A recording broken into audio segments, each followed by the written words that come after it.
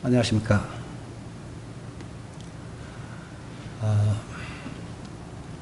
성도님들 또 이렇게 영상으로 뵙게 되는데 참 굉장히 오랫도록 못 뵙는 것 같습니다. 인간이라는 이 관계가 얼마나 소중하고 또 하나님께서 서로 사랑의 관계로 맺어주신 이 관계가 얼마나 참 귀하고 소중한지 다시 생각하게 하는 그와 같은 기간입니다. 오늘 전할 말씀은요, 베드로후서 2장 1절부터 3절에 있는 말씀을 함께 참고하도록 하겠습니다. 먼저 제가 성경을 2장 1절을 읽고 2절 3절은 말씀을 또 나누면서 읽도록 하겠습니다. 제가 먼저 말씀을 읽겠습니다. 베드로후서 2장 1절. 그러나 백성 가운데 또한 거짓 선자들이 일어났었나니 이와 같이 너희 중에도 거짓 선생들이 있으리라. 그들은 멸망하게 할 이단을 가만히 끌어들여 자기들을 사신 주를 부인하고 임박한 멸망을 스스로 취하는 자들이라. 여기까지만 읽겠습니다. 특히 이 전염병에 관해서도 이 마지막 시대에 있을 일이라는 것을 말씀하셨고, 그보다 더 먼저 말씀하신 것은 바로 이 많은 사람들이 미혹을 하게 되는데, 그 말씀을 마태복음 24장에서 주님께서 말씀하고 있죠. 마태복음 24장 3절입니다. 예수께서 감람산 위에 앉으실 때에 제자들이 조용히 와서 이르되 우리에게 이르소서 어느 때 이런 일이 있겠사오며 또 주의 임하심과 세상 끝에는 무슨 징조가 있사오리까. 여기에 세상 끝에는 무슨 징조가 있사오리까.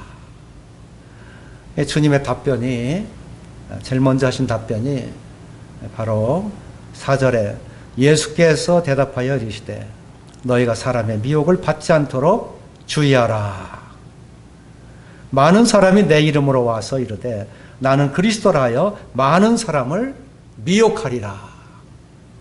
전염병에 관한 말씀, 이 재앙에 관한 말씀 하기 전에요, 바로 이 미혹에 관해서 먼저 말씀하셨고, 그 미혹하는 자들이 적그리스도 그리고 거짓 선지자들이라고 하는 것을 말씀하셨습니다. 마태복음 24장 11절을 보시겠습니다. 거짓 선지자가 많이 일어나 많은 사람을 미혹하겠으며 불법이 성함으로 많은 사람의 사랑이 식어지리라. 이 마지막 때는 많은 이 거짓 선지자들이 많이 일어나서 많은 사람을 미혹하겠다. 이 사랑이 식어진다고 또 말씀하셨는데, 지금 이렇게 우리가 전염병으로 해서 만나지 못하는 교회마다 이렇게 계속되면 어떻게 되죠? 서로 만나지 못하면 사랑할 수 없잖아요. 참 이것도 하나의 현상인 것 같아요. 어찌하든 주님께서는 이와 같이 거짓 선지자가 많이 일어나서 많은 사람을 미혹하겠다라고 말씀하고 있고요. 그 마태복음 24장 24절에서 이렇게 또 말씀을 하세요. 거짓 그리스도들과 거짓 선지자들이 일어나 큰 표적과 기사를 보여 할 수만 있으면 택하신 자들도 미혹하리라. 그래서 이 마지막 시대에 이 거짓 선지자들, 이제 지금 본문에 베드로후서 2장 1절에서는 이제 구약에서 거짓 선지자들을 말씀하고 있는데, 이제는 이와 같이 너희 중에도 거짓 선생들이 있으리라. 거짓 선생에 관해서 말씀하고 있는 것입니다. 그래서 오늘 제목은 거짓 선생들을 주의하라. 이렇게 보시면 되겠습니다. 사실 이 베드로의 변화는 참 굉장한 변화였죠. 주님을 쫓아서 여러 번 부인하는 것도 변화였지만요, 나중에 그 양들을 치게 할 때 주님을 사랑하지 못한 지적을 받고 사랑하는 것 같은 변화를 받았습니다. 그런데 이제 그 베드로가 복음을 전할 때요, 더 큰 변화를 하나 받은 게 있어요. 그래서 사도행전 10장에 고넬료에게 복음을 전하러 가는데요. 그때 큰 그 그릇이 보자기처럼 하늘로부터 내려올 때 거기에 이 부정한 그런 짐승, 기는 것, 그리고 공중에 나는 것들, 이런 것들, 부정한 것들 거기 보여주시면서 이것을 베드로야 이름을 부르면서 이것을 잡아먹으라 그렇게 한 거예요. 그런데 베드로는 그것을 이 유대인이잖아요. 그 부정한 짐승을 잡아먹을 수 있나요? 못해요. 자기 스스로는 할 수가 없습니다. 그런데 하늘로부터 두 번째 소리가 있어서 네가 왜 하나님께서 깨끗하게 하신 것을 내가 왜 그렇게 속되다고 하느냐 이렇게 지적하면서 이 거룩하고 깨끗하게 하신 바로 이와 같은 것을 하나님이 하신다는 거예요. 그 주권이 하나님께 속해 있다는 것을 이 베드로가 나중에 아는 거예요. 세 번째도 그와 같이 하셨다가 이제 다시 하늘로 이렇게 큰 그릇이 올라가니라 이렇게 이제 세 번째 그런 말씀 기록되어 있는데 이 베드로가요 그때 은혜로 구원받는다는 사실을 깨달은 거예요. 그리고 예루살렘 그 회의에 큰 다툼이 있었죠. 이 율법자들 이 구원받으려면 할례를 받아야 된다는 거예요. 그래야 구원이 그 율법을 쫓아서 할례를 받아야 구원받는다. 이러니까 거기에 큰 다툼이 일어났습니다. 이렇게 그 다툼이 일어났을 때 그 베드로는 거기에서 분명한 그 말씀을 하고 있죠. 그 말씀이 우리가 먼저 이 회의 있기 전에 한 가지 먼저 말씀드릴 게 있는데 사도행전 10장 43절을 보세요.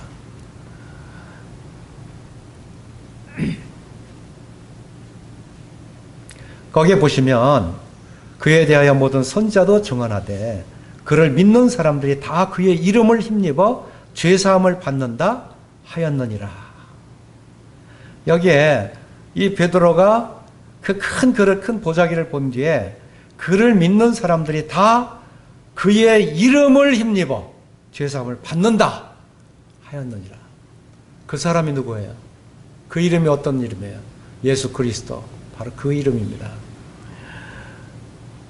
바로 이 일이 있자마자 베드로가 이제 그 44절, 사도행전 10장 44절에 베드로가 이 말할 때 성령이 말씀 듣는 모든 사람에게 내려오시니 45절 베드로 함께 온 할례 받은 신자들이 이방인에게도 성령 부어 주심으로 말미암아 놀라니 여기에 이방인에게 성령을 부어주셨다.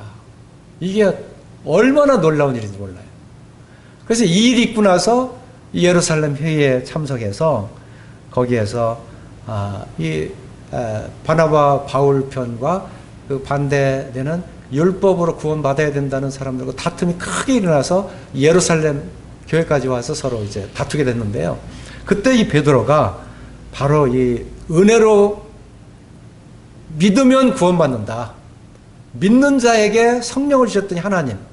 큰 그릇으로 그 부정한 것을 깨끗하게 속죄도 하지 말라는 그 하나님. 이게 다 연결되죠. 그래서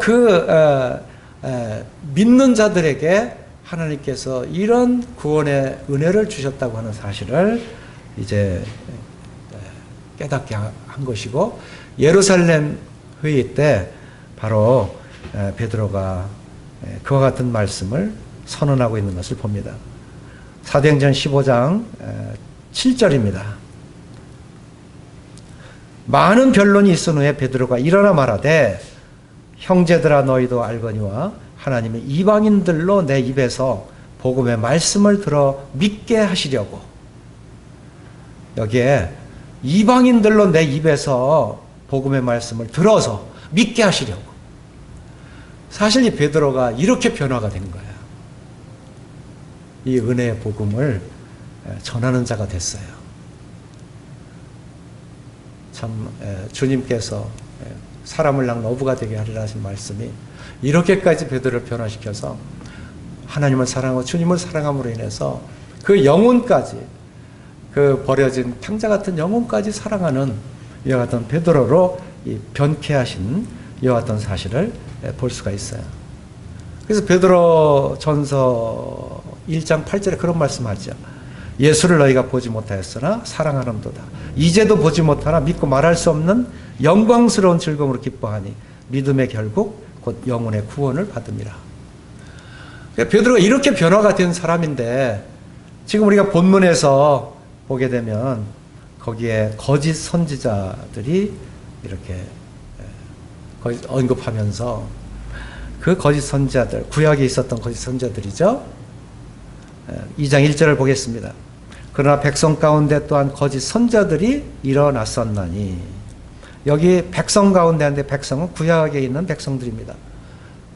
또한 거짓 선지자들이 일어났었나니, 그래서 이 선지자들, 구약의 선지자들이 이제 이렇게 일어난 사실들을 보게 되는데, 거기에 그 구약의 에스겔서 13장을 보시게 되면 거기에 13장 1절에 19절까지 이 많은 분량이 거짓 선지자들에 대해서 그 실태가 어떤지를 보여주고 있습니다. 말씀을 찾으셨으면 제가 읽어보겠습니다.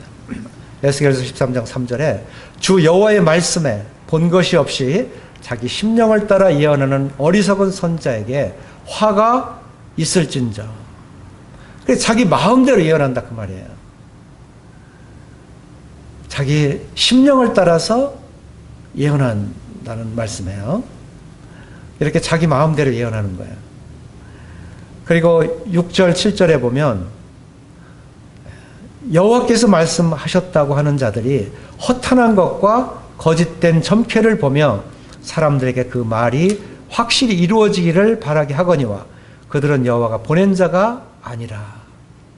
너희가 말하기는 여호와의 말씀이라 하여도 내가 말한 것이 아닌즉 어찌 허탄한 묵시를 보며 거짓된 점괘를 말한 것이 아니냐. 이렇게 그들은 허탄한 것, 거짓된 점괘, 허탄한 묵시 이런 것을 통해서 이렇게 예언하는 자들입니다. 이것이 거짓 선지자들이에요. 지금 많은 그 곳에서 이런 거짓 선지자와 같은 그런 역할을 하는 이 거짓된 자들이 너무너무 많죠. 그리고 에스겔 13장 10절에서 보면 이렇게 칠 것은 그들이 내 백성을 유혹하여 평강이 없으나 평강이 있다 함이라.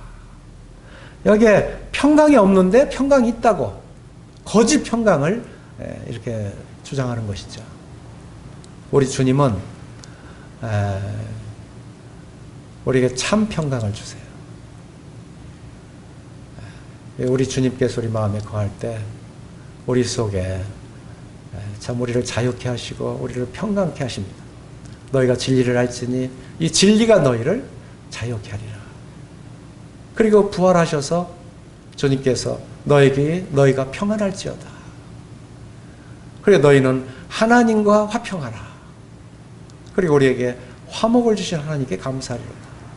우리에게 참 이렇게 평안을 주시는 하나님이시고 우리 주 예수 그리스도이신데 이 세상은 거짓된 것으로 평화를 조작하고 이것을 이렇게 거짓 선자, 거짓 선생으로 계속 전하는 것을 볼 수가 있습니다. 이 에스겔 13장 19절에는 제가 읽겠습니다. 너희가 두어 웅큼 보리와 두어 조각 떡을 위하여 나를 내 백성 가운데서 욕되게 하여 거짓말을 고지 듣는 내 백성에게 너희가 거짓말을 지어내어 죽지 아니할 영혼을 죽이고 살지 못할 영혼을 살리는도다. 여기에 두어 웅큼 보리와 두어 조각 떡을 위하여 바로 이 물질 이런 것을 탐하는 것을 인해서 이 거짓말을 지어낸다 그 말이에요. 이 거짓 선자들은 바로 이와 같은 것으로 참 이 하나님의 백성들을 이 우상을 섬기게 하고 거짓된 점괘나 예언을 통해서 그들을 유혹하고 하나님 백성답게 거하지 못하게 하는 이와 같은 모습들인 것을 보아왔습니다. 실예로요, 우리가 그 열왕기 상의 맨 끝장 22장인데 거기에 미가야라는 선지자가 나와요. 한번 22장 그 말씀을 잠깐 찾아보시죠. 거기에 열왕기상 22장 7절 8절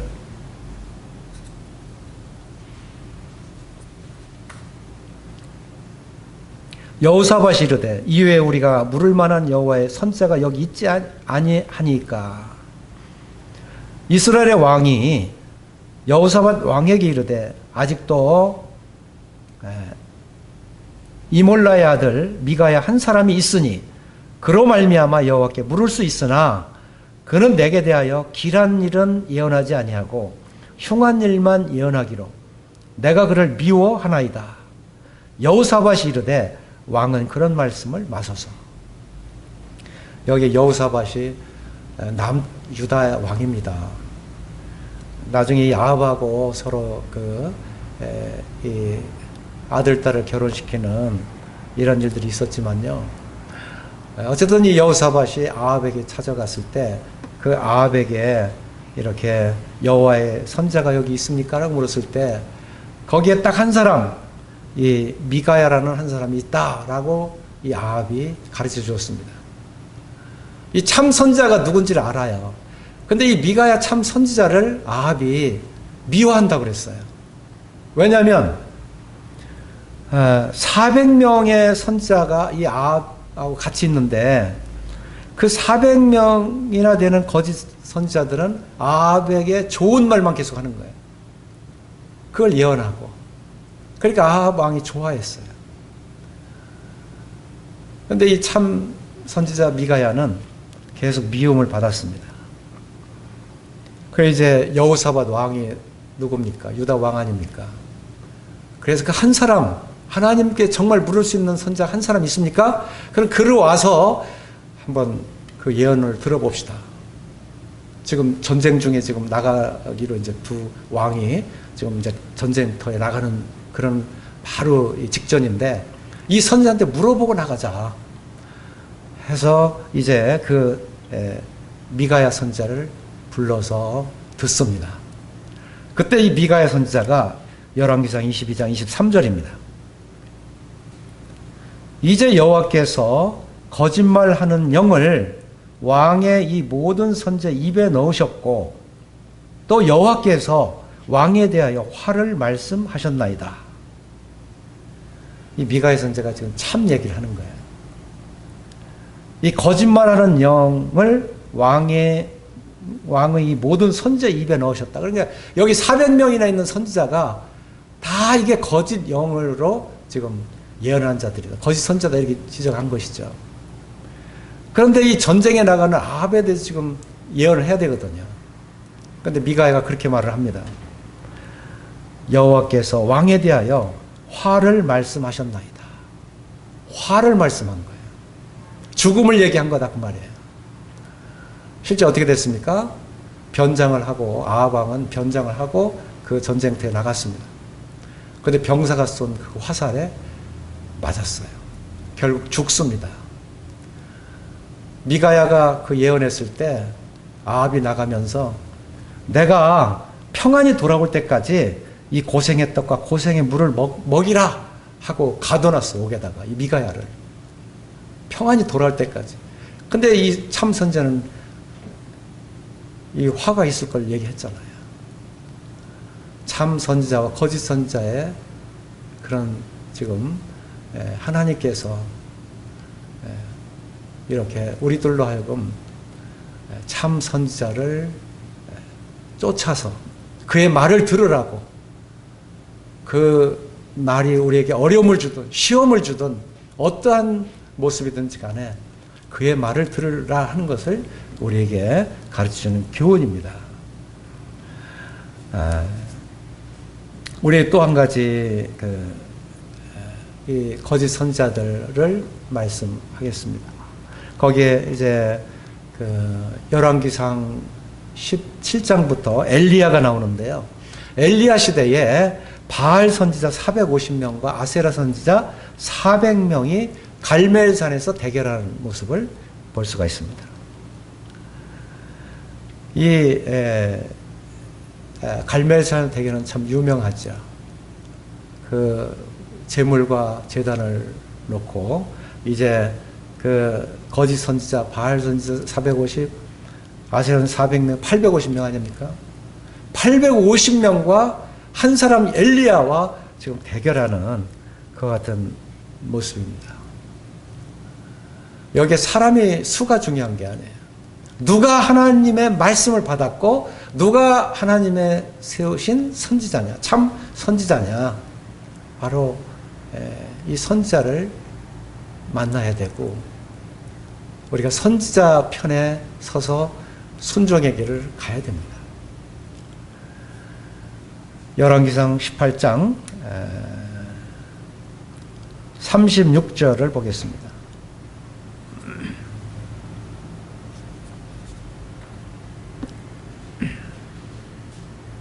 그 말씀 보기 전에 18장 21절요. 21절 보겠습니다.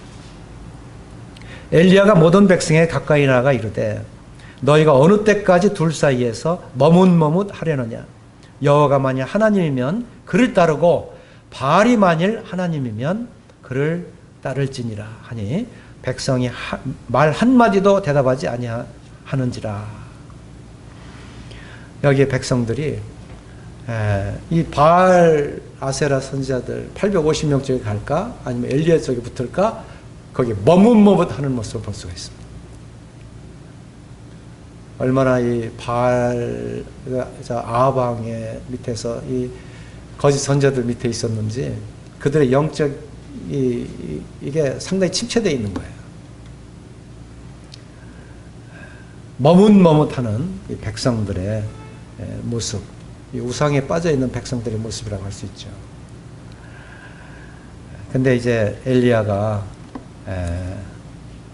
열왕기상 18장 36절 중간에 보면 내가 주의 종인 것과 내가 주의 말씀대로 이 모든 일을 행하는 것을 오늘 알게 하옵소서.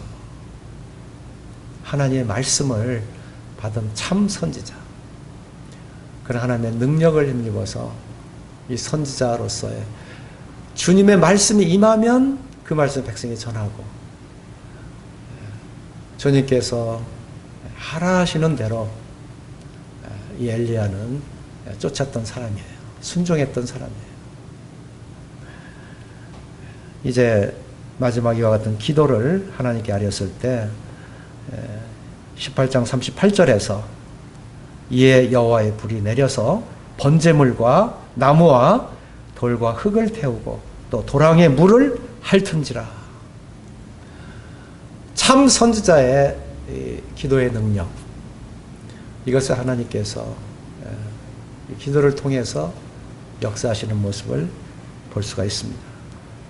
오늘날 우리들에게 어느 편에 서야 되느냐 머뭇머뭇하는 그 같은 우상에 빠져있는 백성들이 되지 않기를 우리에게 특별히 경고하고 있는 것을 봅니다. 여기 베드로 그래서 본문에서 2장 1절에서 백성 가운데 또한 거짓 선지자들이 일어났었나니 라고 말씀하고 있어요. 그때 이 거짓 선지자들에 빠진 자가 있었고 이 참 선지자를 쫓은 자들이 있었습니다. 또 다음에 이와 같이 너희 중에도 거짓 선생들이 있으리라 말씀하고 있습니다. 이 거짓 선생, 그들의 거짓 선생이 어떻게 하는지를 말씀하는데요.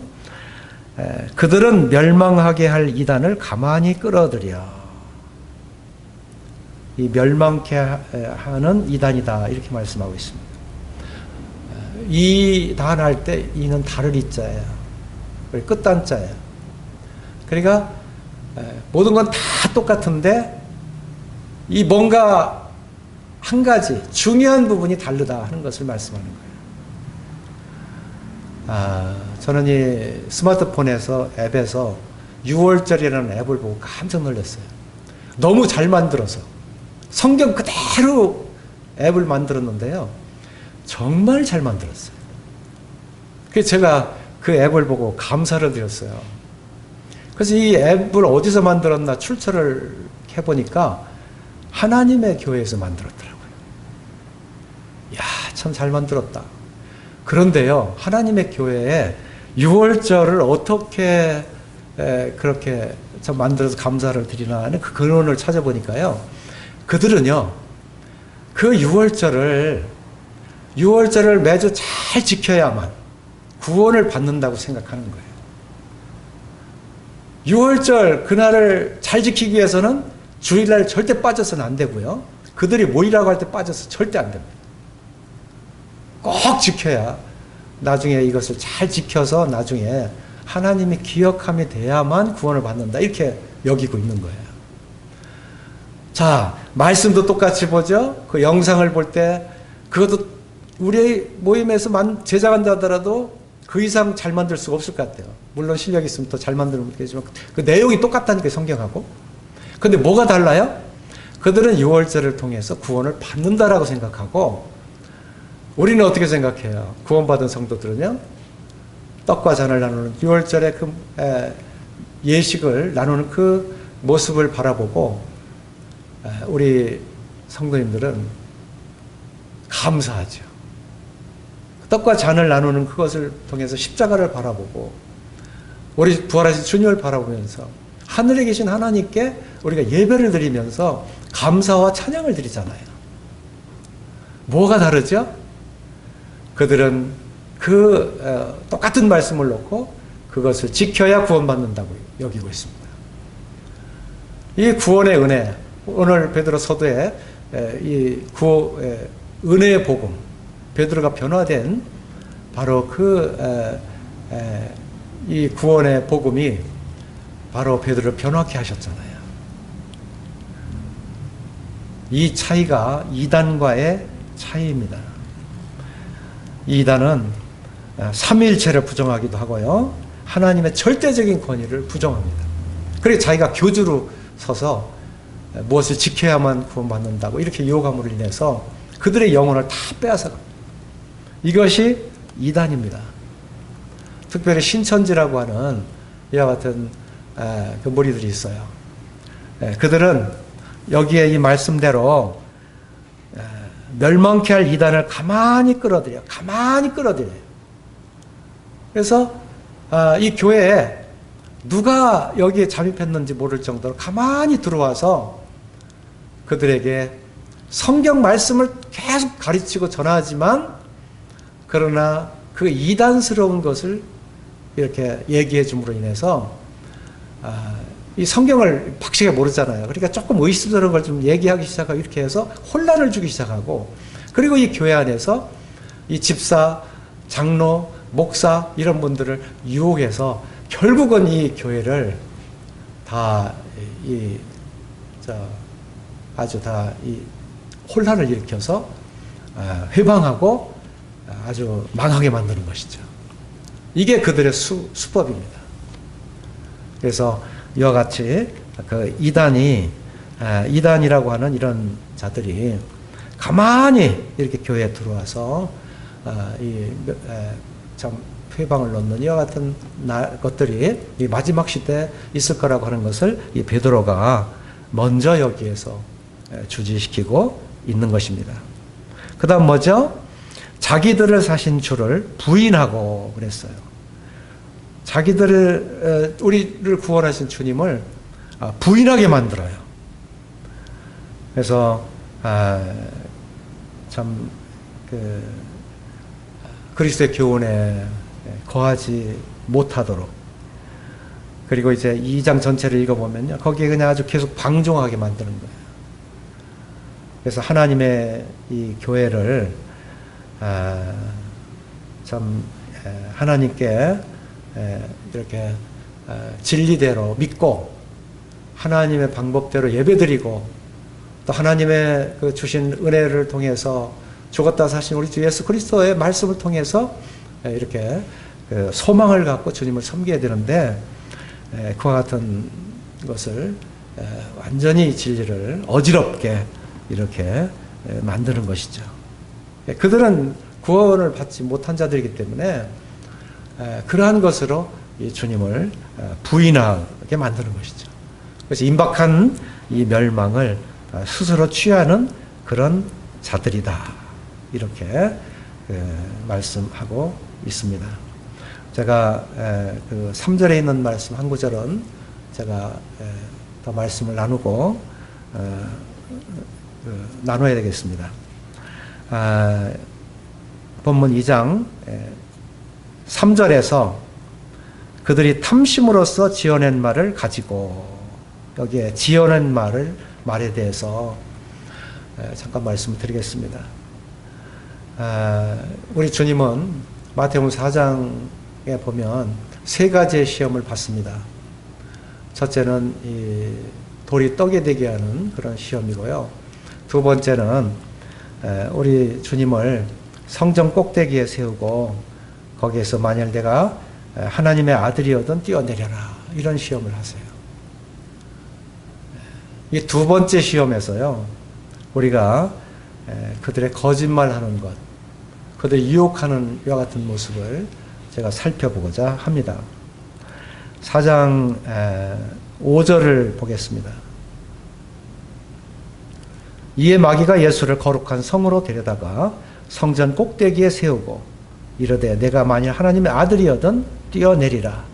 기록되었으되 그가 너를 위하여 그의 사자들을 명하시리니 그들이 손으로 너를 받들어 발이 돌에 부딪히지 않게 하리로다 하였느니라. 여기에 예수님을 성전 꼭대기에 세우고 이 하나님의 아들이면 뛰어내리라, 이렇게 이제 성경 말씀을 인용해서 이 사단이 시험을 해요.